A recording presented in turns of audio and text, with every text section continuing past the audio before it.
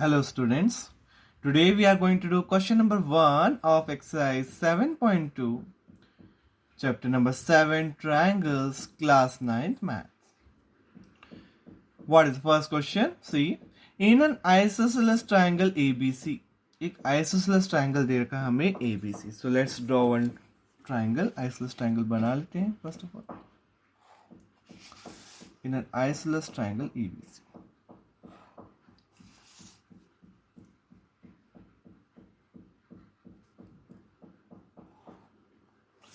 One of the triangle is given to us. This name is ABC.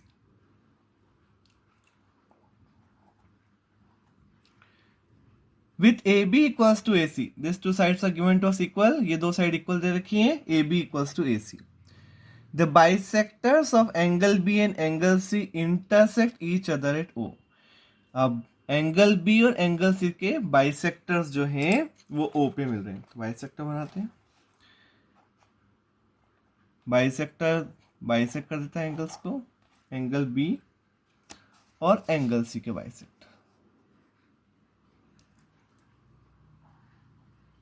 These are the bisectors. They intersect each other at O. ये दोनों कहाँ मिल रहे हैं bisectors? O पर.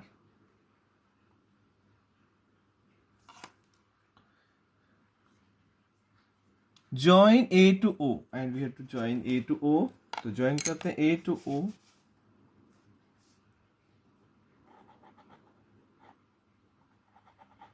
This is join A to O. Show that first OB equals to OC. हमें prove करना है कि OB OC के इक्वल होगा. And AO bisect angle A और AO जो है बाइसेक्ट कर देगा एंगल A को. मीन्स ये दो एंगल्स भी इक्वल बताने.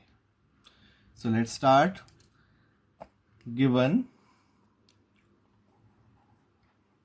Given triangle ABC, AB equals to AC. OB is bisector of angle B. OB is bisector of angle B. Bisector means इसको नेम दे देते हैं 1, इसको 2.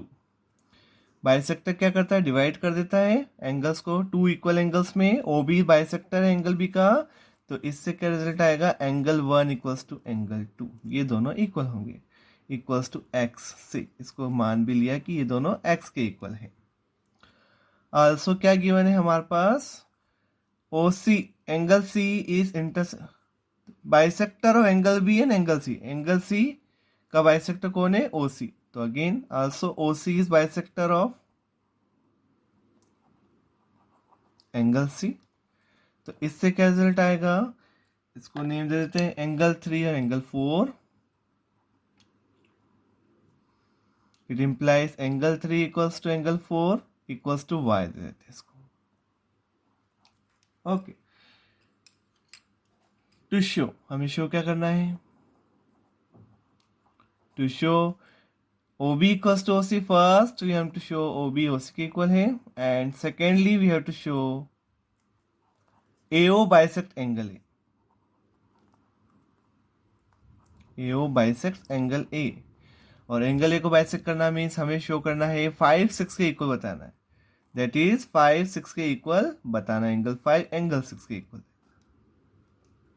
तो let's begin. First of all proof start करते हैं. Now since isosceles triangle property हम पढ़ चुके हैं. Since AB equals to AC, AB AC के इक्वल है. AB AC के इक्वल है, तो अगर दो साइड इक्वल है तो उसके ऑपोजिट एंगल इक्वल होते हैं. It implies angle B equals to angle C, angles opposite to equal sides. Angles opposite to equal sides. Theorem पढ़ चुके हैं 7.2 और 7.3. अगर साइड इक्वल है तो उसके ऑपोजिट एंगल इक्वल होते हैं. अगर ऑपोजिट एंगल्स इक्वल होते हैं तो ऑपोजिट साइड्स इक्वल होती है.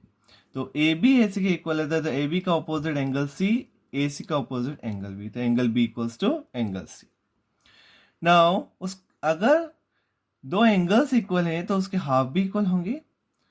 And we know by this Euclid's axiom, half of angle B equals to half of angle C. अगर कोई दो एंगल्स इक्वल है तो उसके हाफ भी इक्वल होंगे. Halves of equals are equal. This is by axiom. Half of angle B, angle B का half क्या हुआ? कुछ भी हो सकता है, 1 भी हो सकता है, 2 भी हो सकता है, क्योंकि दोनों बाइसेक्टर है.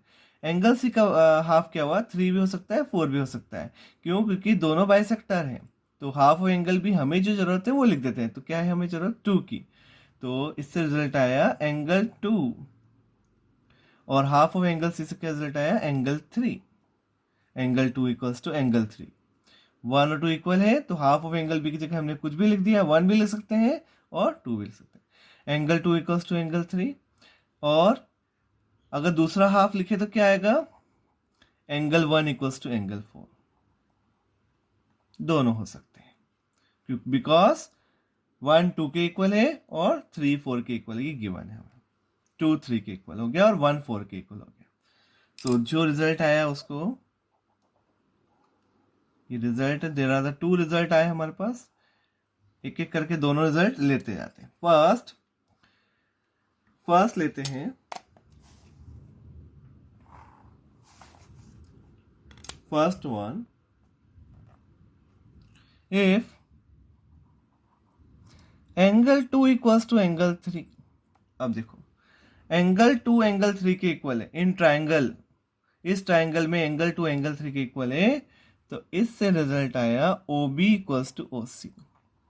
और ये रीजन बताया theorem 7.3, side opposite to equal angle.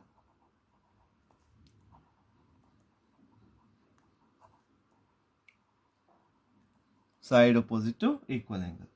तो ये हो गया हमारा फर्स्ट पार्ट प्रूव हो गया. हमें लाना था OB equals to OC. Now हमें प्रूव करना है AO बाइसेक्ट एंगल है. तो now again will consider the 2 triangles. हम कंसीडर कर लेते हैं. एक ये ट्राइंगल ले लेते हैं और एक ये triangle.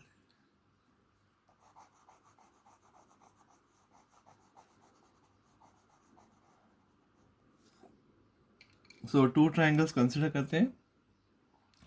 In triangle AOB and triangle AOC, ये 2 ट्राइंगल्स हमने कंसीडर कर लिए. इसमें 3 चीज बतानी है. फर्स्ट क्या होगी? AB equals to AC. ये गिवन है हमारे पास. सेकेंडली हमें क्या गिवन है?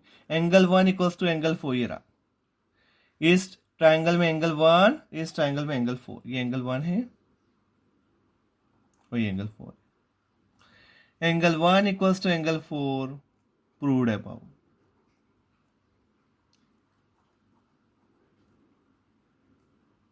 और थर्ड है OB इक्वल्स टू, ये O है, OB इक्वल्स टू OC. ये भी प्रूव किया है, फर्स्ट में प्रूव कर चुके हैं. OB equals to OC proved above.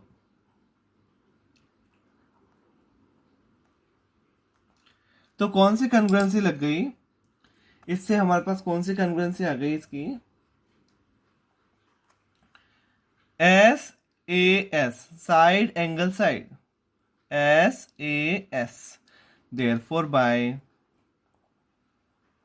SAS कन्ग्रुएंसी से ट्राइंगल AOB कन्ग्रुएंट हो गया ट्राइंगल AOC के.